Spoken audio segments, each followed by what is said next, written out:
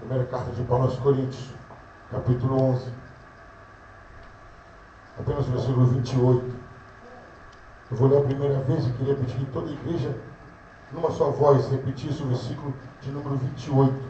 Primeira carta de Paulo aos Coríntios, capítulo 11, apenas o versículo de número 28. Primeiro aos Coríntios 11, 28. Diz assim: examina-se, pois, o homem a si mesmo, e assim coma do pão e beba do cálice. A igreja: examina-se, pois, o homem a si mesmo, e assim coma deste pão e beba deste cálice. Queridos, não vamos generalizar, mas muitos de nós têm um problema sério de ir ao médico, porque acreditam, e pode até ser verdade, que quando forem ao médico vão descobrir tantos problemas de saúde que vão ficar assustados. Tem pessoas que falam que é só ir no médico que aparece doença. Não é. A doença está aí. Então tem muitas pessoas que têm medo de médico, porque vai passar uma bateria de exame, vai examinar, você vai ver que não vai poder comer isso, não vai poder beber aquilo, não vai poder fazer isso, fazer aquilo. Então pessoas evitam ir no médico, porque lá elas vão ser examinadas minuciosamente e vão ver o que tem que passar a fazer e deixar de fazer. Queridos, a carta de Paulo aos Coríntios é uma das cartas mais pesadas da Bíblia. E dizem que tinha a terceira e a quarta carta que foi desaparecida. A primeira e a segunda foram cartas difíceis, a terceira e a quarta, então, tenta imaginar. E aqui Paulo entra numa situação onde ele começa a trazer orientação sobre alguns costumes, algumas questões doutrinárias, alguns problemas que a igreja de Coríntios tinha levantado para Paulo. Mas o texto que nós lemos faz parte quando ele exorta a igreja sobre Santa Ceia. A ideia que eles tinham era de um grande banquete, onde eles iam, se fartavam, comiam, passavam mal, porque eles traziam esse costume das religiões passadas, das religiões pagãs. Era muito comum o pecado da gula, as pessoas comerem muito e passarem mal. E eles começaram a aplicar a mesma coisa na Santa Ceia. E Paulo escreve a eles e fala: vocês não vêm para a Santa Ceia para se fartar, para comerem muito. Está errado. Vocês estão ministrando de maneira errada. A Santa Ceia é para que todos esperem a todos. É um momento de comunhão. É um momento onde você está reforçando a sua fé e a sua comunhão com Deus. E Paulo cita que ele recebeu isso do próprio Senhor Jesus Cristo. Até como uma base que Paulo teve por essa igreja que ele fundou. Ele foi questionado se ele era apóstolo ou não. Quem é Paulo? Paulo apóstolo? Não, ele não é apóstolo. Eu falo, eu recebi do Senhor Jesus Cristo. Que uma das características, uma das qualidades para ser apóstolo era aprender do próprio Senhor Jesus Cristo. Daí no versículo 23, do 17 ao 22, Paulo critica severamente. Fala que ele não louva o que eles fazem. Mas do 23 para frente ele começa a instruir e a dar o significado do que é a Santa Ceia. Ele fala: ceia, o que eu recebi do Senhor também vos entreguei. Que o Senhor Jesus, na noite em que foi traído, tomou o pão, e tendo dado graça, partiu e disse: isto é o meu corpo, que é dado por vós, vocês em memória de mim. E ele fala: por semelhante modo, depois de haver ceado, tomou também o cálice, dizendo: este cálice é a nova aliança do meu sangue. Fazer isso todas as vezes que bebedes em memória de mim. Porque todas as vezes que bebedes, comedes este pão, beberes o cálice, não sai do modo do Senhor até que ele venha. Por isso, aquele que come o pão e bebe o cálice do Senhor, indignamente será réu do corpo e do sangue do Senhor. Aí no versículo 28, Paulo resume toda a questão dele. Examina-se, pois, o homem a si mesmo. Não é para você olhar para o seu vizinho, para a sua vizinha, não é para você olhar o paganismo. Examine-se, pois, o homem a si mesmo. E, queridos, é esse o tema do sermão dessa noite. Examine-se a si mesmo. E aí, queridos, eu confesso aos irmãos que eu relutei para não trazer essa palavra. E aí nós vamos começar a fazer essa análise. Vamos começar pela cabeça do lar, nós, os homens. Examine-se o homem a si mesmo. Primeira coisa, maridos, nós, maridos, examine-se o homem a si mesmo. O referencial de exame é a Bíblia. Amém, igreja? Não é o meu vizinho que fez mais ou que fez menos. Não é o meu pastor, não é a Bíblia e Jesus Cristo. A primeira análise que nós vamos fazer, examine-se o homem a si mesmo, Essa palavra homem está generalizada, inclui pessoas, mas agora nós vamos estar focando no cabeça do lar. Examine-se o homem a si mesmo, nós maridos, baseado no que Paulo falou aos Efésios. Esse ano, queridos, nós amamos a nossa esposa como Cristo amou a igreja. E a recomendação de Paulo ao marido é isso: amai as vossas esposas como Cristo amou a igreja. Paulo quer dizer, faça-se necessário o sacrifício pela sua esposa, mas ame a sua esposa. Aí Paulo começa a falar, examine-se o homem a si mesmo. Quando eu estava pensando nesse irmão, Deus veio falar, olha, esse examinar-se é para participar da comunhão com Deus, e não há nada mais sublime, não há nada mais importante, não há nada mais alto e valioso do que alguém que tem comunhão com Deus. E nós sabemos nítida e claramente que a comunhão com Deus não se restringe a eu e Deus. Amém, igreja? Aí Paulo começa, examine-se o homem a si mesmo. Aí eu pego carona. Nós, maridos, amamos as nossas esposas como Cristo amou a igreja. Nós nos sacrificamos por elas. Nós colocamos a nossa esposa como prioridade. Nós começamos a tratá-la como Cristo trata a igreja. A primeira análise que nós queremos fazer é eu como esposo. É como Adão fez aquela declaração, agora ela é osso do meu osso e carne da minha carne. Eu tratei a minha esposa como eu procuro tratar o meu corpo. Eu zelei de mim, eu zelei dela como tenho que zelar de mim.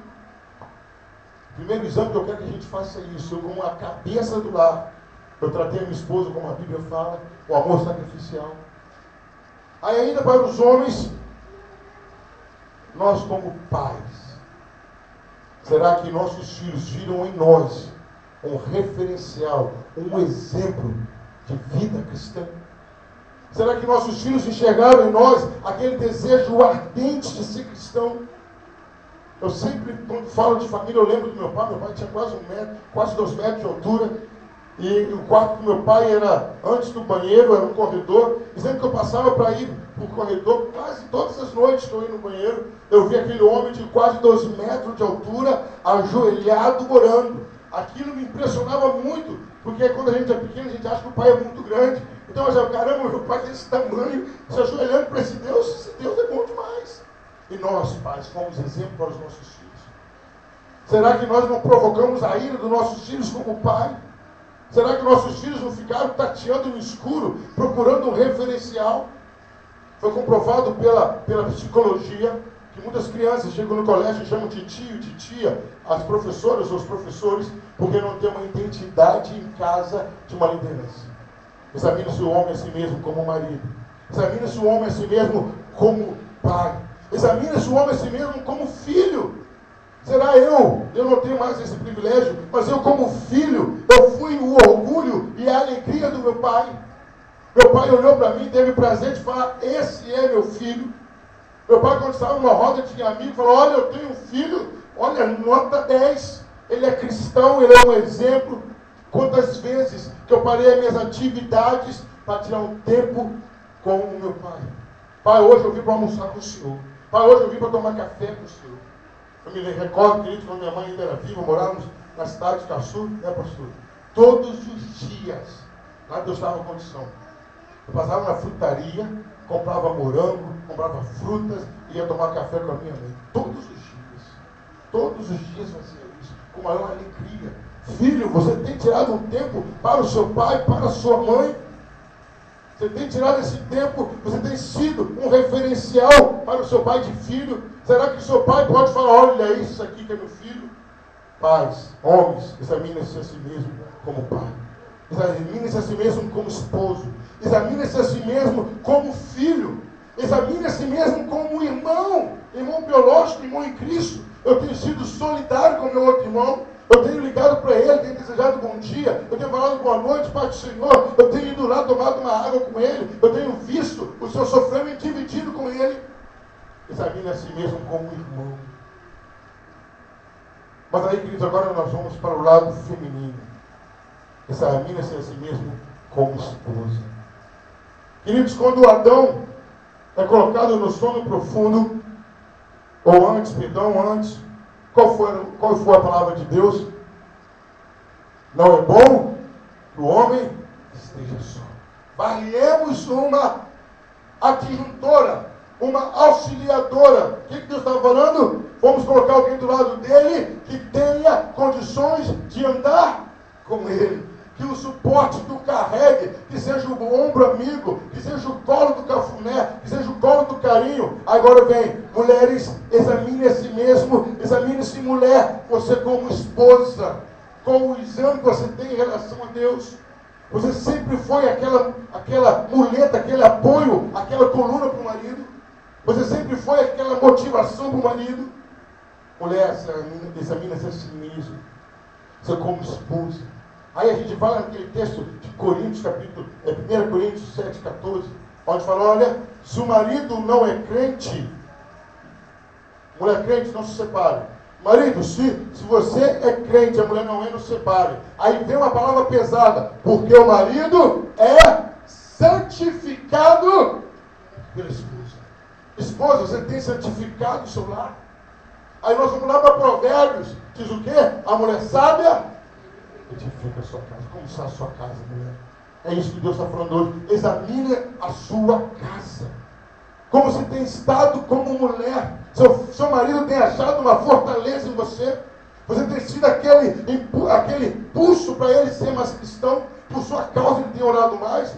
Mas não é orando, Senhor, tem misericórdia, que eu não aguento essa mulher. Não é isso, não. Como tem sido, examina-se como esposa. Aí, mulher, examina-se, mulher, como mãe. Queridos,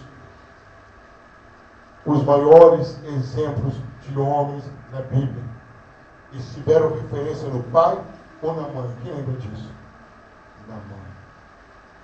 Foi Betseba que colocou Salomão no trono. Foi Ana que levou Samuel. Foi Joquebede que protegeu a Moisés. Sempre a mãe é a referência para grandes homens de Deus.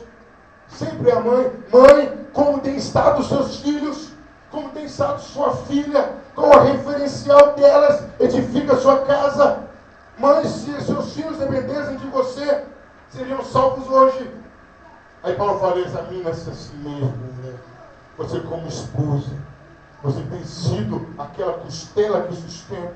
Você como mãe tem sido aquela mulher de pulso firme, que tem implantado o princípio do Evangelho, tem sido referencial. Examina-se como filha. Para quem ainda tem sua mãe viva, você tem sido referencial para sua mãe. Sua mãe tem podido contar com você. Sua mãe tem podido estar do seu lado. Não, essa é minha filha, eu posso contar com ela.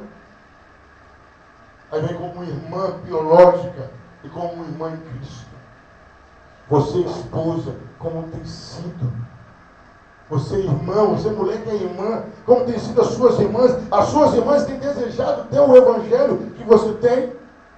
As suas irmãs em Cristo, quando se encontram com você, estão sendo edificadas, estão sendo fortalecidas, estão ansiosas, desejosas de virem. Eu lembrei agora aqui, o evangelista presbítero, que Paulo vai falar sobre Timóteo. O que Paulo fala de Timóteo? Timóteo, não estou preocupado, porque você conhece as Sagradas Escrituras desde a sua infância, por causa do pai? Não, por causa da avó e por causa da mãe. Como tem sido os seus filhos, como tem sido as suas irmãs de igreja.